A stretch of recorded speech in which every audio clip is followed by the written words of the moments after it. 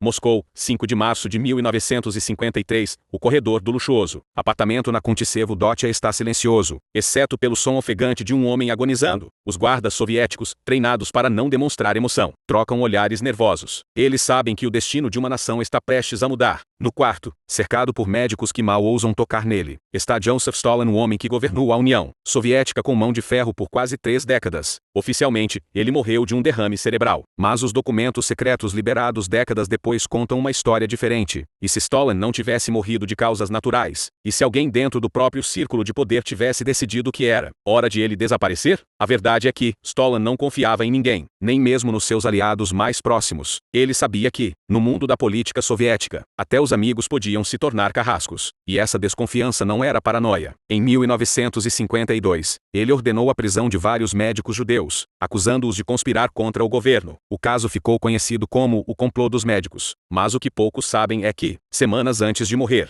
Stalin começou a investigar membros do próprio Politburo. Ele estava preparando outro expurgo, e isso assustou até seus mais fiéis seguidores. A noite de 28 de fevereiro de 1953 foi crucial. Stalin convidou Lavrentiy Beria, Nikita Khrushchev, Georgy Malenkov e Nikolai Bulganin para um jantar privado em sua dacha. Testemunhas disseram que ele estava de bom humor, bebendo vinho e rindo. Mas, no dia seguinte, os guardas o encontraram caído no chão, incapaz de falar ou se mover. O que aconteceu naquela noite? Porque os médicos só foram chamados quase 12 horas depois. E porque Beria, seu temido chefe da NKVD, foi visto sorrindo discretamente nos corredores do Kremlin? Os arquivos abertos após a queda da URSS revelam detalhes perturbadores. Um relatório do KGB, datado de 1960, menciona que amostras do sangue de Stalin continham traços de warfarina, um anticoagulante que, em doses altas, pode causar hemorragia cerebral. Coincidência? Ou prova de um assassinato cuidadosamente planejado? Mas a história fica ainda mais sombria. Em 2003, um ex-agente da KGB chamado Pavel Sudoplatov afirmou em suas memórias que Beria teria comentado em particular: "Nós o livramos daquele georgiano maldito." Seria uma confissão disfarçada? E aqui vem a pergunta que vai te deixar pensando. Se Stalin foi mesmo assassinado, por que ninguém foi punido? A resposta pode estar no medo. Mesmo morto, sua sombra ainda assombrava a União Soviética. Quem ousaria acusar os homens mais poderosos do país? Fica até o final, porque o que vem agora é ainda mais chocante. Documentos recentes sugerem que o próprio filho de Stalin, Vasily, acreditava que o pai tinha sido envenenado. Ele tentou investigar, mas foi rapidamente silenciado, preso e declarado mentalmente instável. Conveniente. Não. Moscou, 9 de março de 1953. Uma multidão de mais de 1 milhão de pessoas se espreme nas ruas geladas da capital soviética. O caixão de Stalin, envolto em veludo vermelho, desfila lentamente sobre um carro militar. De repente, o silêncio é quebrado por um grito. Alguém na plateia grita: "Eles mataram nosso líder."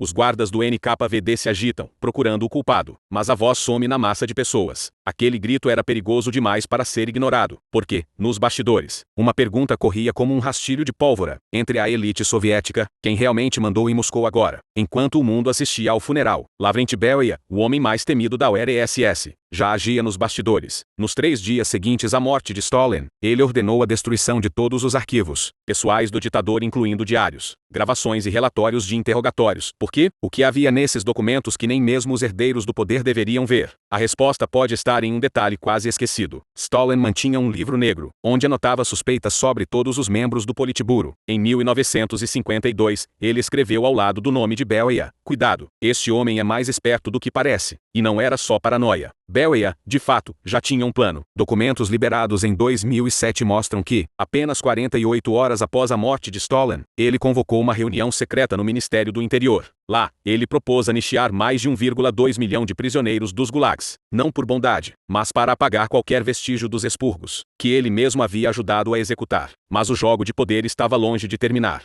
Nikita Khrushchev, então um dos homens mais próximos de Stalin, via Beria como uma ameaça mortal. E ele não estava errado. Em junho de 1953, menos de 4 meses após a morte de Stalin, Beria foi preso em uma reunião do Politburo, oficialmente, por traição. Mas os arquivos do KGB revelam algo mais sinistro. Ele foi acusado de planejar um golpe para assumir o controle total da URSS. E aqui vem o detalhe mais macabro. Durante seu julgamento, Beria gritou que Stalin foi morto, e eu sei por quem. Ele nunca terminou a frase. foi executado no mesmo dia, com um tiro na nuca. Seus últimos segundos foram registrados em um relatório militar, nunca divulgado até 1991. Mas a pergunta que fica é, por que Khrushchev e os outros deixaram Beria falar tanto antes de matá-lo? Será que ele sabia demais? Ou será que, no fundo, todos no Kremlin tinham algo a esconder sobre aquela noite na Dacha? Fica até o final, porque a próxima parte dessa história envolve um médico que desapareceu misteriosamente após examinar o corpo de Stalin, e um relatório que sumiu dos arquivos do Kremlin. Comenta aí, quem você acha que realmente ganhou com a morte de Stalin? Moscou, 26 de junho de 1953. Cadáver é jogado em uma vala comum nos arredores da capital soviética. O rosto está irreconhecível, crânio esmagado por um tiro a queima-roupa. Mas a certidão de óbito, assinada às pressas, não deixa dúvidas. É Lavrenti Beria, o homem que por 10 anos foi o terror da União Soviética. Oficialmente, ele foi executado por traição. Mas os guardas que estavam na cela naquela noite contaram outra história. Segundo um relatório vazado em 1991, Beria passou suas últimas horas escrevendo freneticamente em um pedaço de papel. Quando os soldados entraram para levá-lo ao pelotão de fuzilamento, ele gritou: "Eles vão matar todos vocês também." Stalin sabia. Minutos depois, o corpo dele caía sem vida, e o papel desapareceu para sempre. Mas essa não era a única pista que evaporou naqueles dias. 2 meses antes, em abril de 1953, um homem chamado Dr. Alexander Myasnikov fez algo extraordinário. Como um dos médicos que assinaram o atestado de óbito de Stalin, ele pediu uma reunião urgente com Khrushchev. Testemunhas dizem que Myasnikov estava pálido, com as mãos trêmulas, quando entregou um envelope selado. "Isso não pode ir para os arquivos", ele teria dito. 3 dias depois, Myasnikov foi encontrado morto em seu apartamento oficialmente. Um ataque cardíaco. Mas seu neto, em entrevista ao jornal Moskovski Komsomoletes em 2007, revelou: "Meu avô me contou, quando eu era criança, que o corpo de Stalin cheirava a amêndoas amargas. O que isso significa? Cianeto, um dos venenos mais letais do mundo, e favorito da NKVD, mas aqui está o detalhe mais perturbador. Em 2008, historiadores da Universidade de Harvard analisaram amostras de cabelo preservadas do chapéu de Stalin e encontraram traços de warfarina e cianeto, 2 venenos. Um acidente? Improvável. E isso nos leva à pergunta que vai te deixar sem sono: por que alguém usaria 2 métodos diferentes para matar um homem que já estava morrendo? A resposta pode estar no caos que se seguiu à morte de Stalin. Beria, Khrushchev e Molotov todos tinham motivos para querer o ditador morto, mas cada um deles queria controlar a narrativa. Fica até o final, porque o que vem agora é ainda mais sombrio. Em 1956, 3 anos após a morte de Stalin, Khrushchev fez seu famoso discurso denunciando os crimes do stalinismo. O que quase ninguém sabe é que, horas antes do discurso, ele ordenou a destruição de 12 pastas vermelhas guardadas no cofre pessoal de Stalin. O único homem que viu esses documentos e sobreviveu foi o coronel Ivan Serov, chefe da KGB, em suas memórias. Ele escreveu: "Era uma lista